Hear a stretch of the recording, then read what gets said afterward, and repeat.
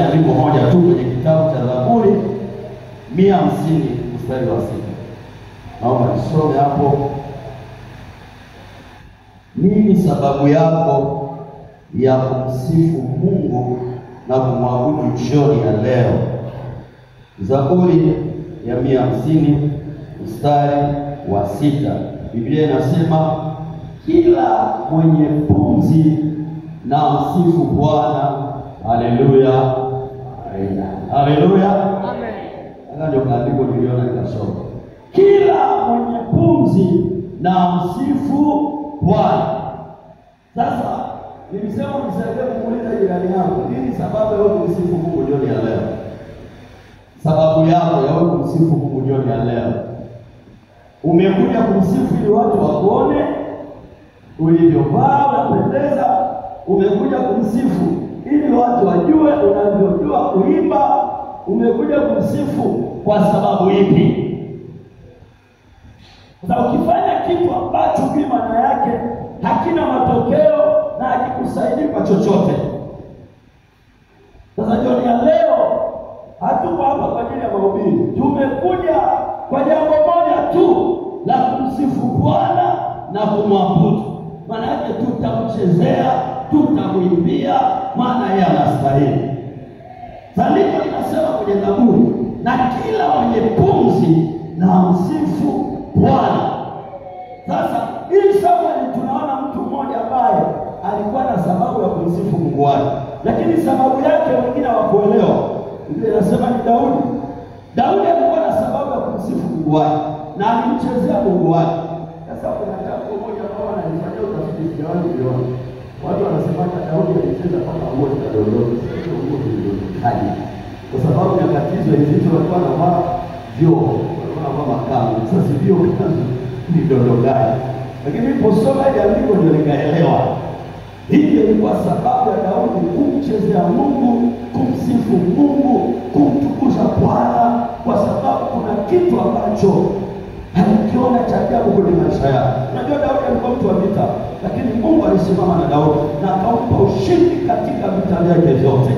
Lakini siku moja Daudi alipokuwa kiongozi wa taifa la Bwana, Biblia inasema wakati huo sanduku la agano lilikuwa limetekwa, halikuwepo.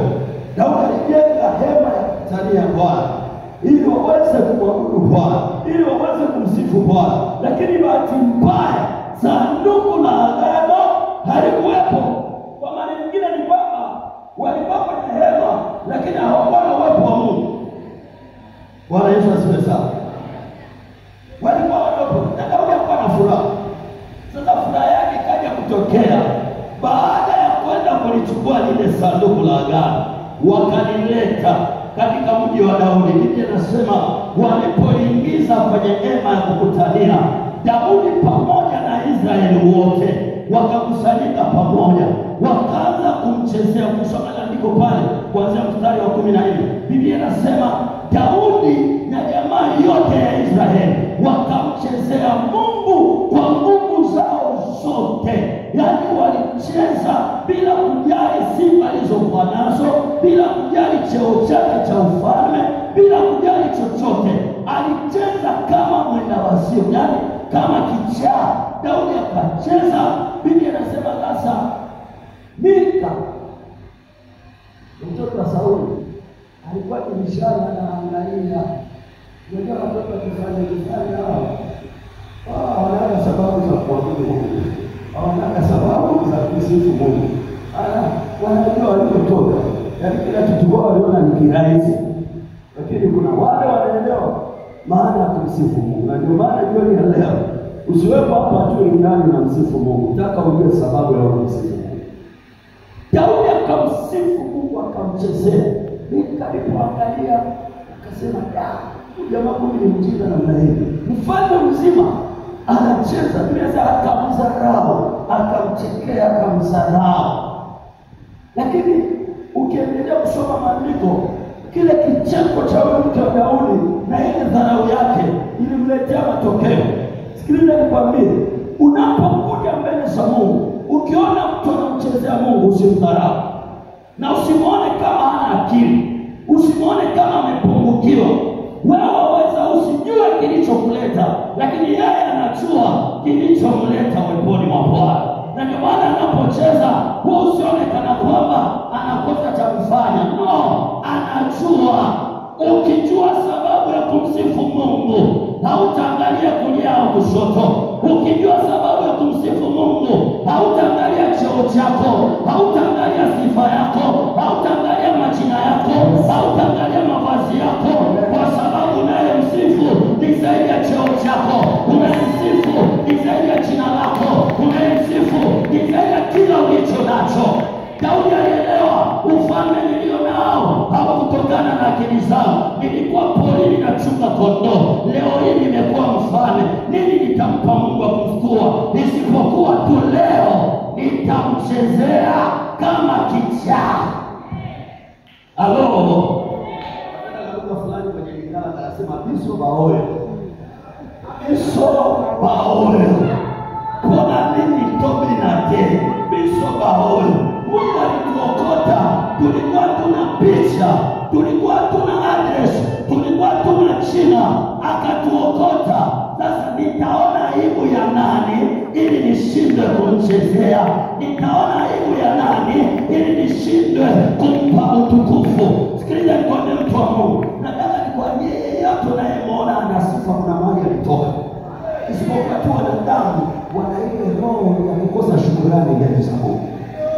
Ndio maana nikupongeze sana wewe uliyekuja jioni ya leo hapa. Yaani kuja kwako tu ni alama ya kumshukuru Mungu, kwa sababu natambua ya kwamba kwenda kumsifu Mungu sio kupoteza muda. Kwenda kumsifu Mungu sio jambo la ujinga, bali ni jambo la maana, kwa sababu unaijua ile sababu inayokupeleka kumsifu Mungu. Daudi alimchezea Bwana, akamsahau. Biblia inasema aliporudi akamwambia, wewe mfalme mzima unacheza mbele za watu wale hata hivi. Daudi akamjibu akamwambia, sikiliza, wewe kama ulitoka kwa baba yako, ulikuwa unakula mayai asubuhi hadi hujui hata vimetoka wapi. Unajua mtu ambaye hajui kumsifu Mungu ni mtu ambaye anaona maisha ni rahisi tu, kwa sababu kila kitu anapewa. Lakini biso baoyo. Mwambie jirani yako biso baoyo. Mwambie biso baoyo. Hiyo unaelewa neno? Anasema sisi ndio wale tunaopiganiwa. Ndio anasema sisi ndio wale tunaopiganiwa na. Sasa Zaburi, Daudi anarudi anasema, hata kama una cheo, hata kama unajivunia cheo, hata kama unajivunia jina, hata kama unajivunia sijui sifa zako, lakini usisahau kwamba pumzi ulionayo sio ya kwako, haitokani na cheo chako, haitokani na jina lako. Na ndio maana anasema usiangalie jina, maana kila mwenye pumzi analazimika kumsifu nani? Bwana. Maana pumzi ulionayo haitokani na cheo chako, haitokani na pesa zako, haitokani na sifa zako. Pumzi ulionayo inatokana na Jehova. Na ndio maana unapokuja mbele zake, acha sifa zako, mcheze, maana ni yeye tu anayestahili heshima. Kila mwenye pumzi na usipomsifu hata ndege zitaa, usipomsifu hata bahari zitaa.